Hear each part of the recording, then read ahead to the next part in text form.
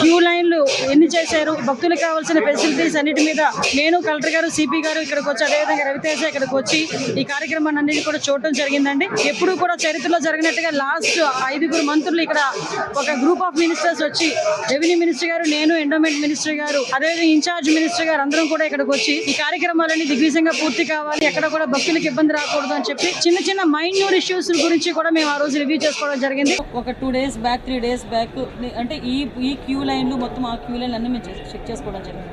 ఇది unfortunate thing. అక్కడ గోడ ఉంది. ఆ గోడ పిల్లర్తో కట్టాడా, సిమెంట్తో కట్టాడా, బ్రిక్తో కట్టాడా అన్నది ఎవరు కూడా మేము చూసుకోవడానికి మాకు.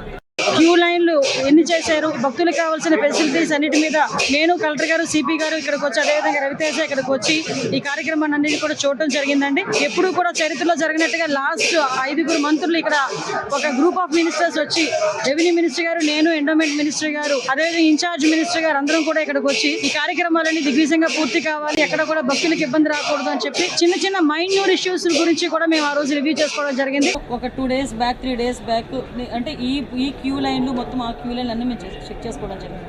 ఇది అన్ఫార్చునేట్ థింగ్. అక్కడ గోడ ఉంది. ఆ గోడ పిల్లర్తో కట్టాడా, సిమెంట్తో కట్టాడా, బ్రిక్తో కట్టాడా అన్నది ఎవరు కూడా మేము చూసుకోవడానికి మాకు.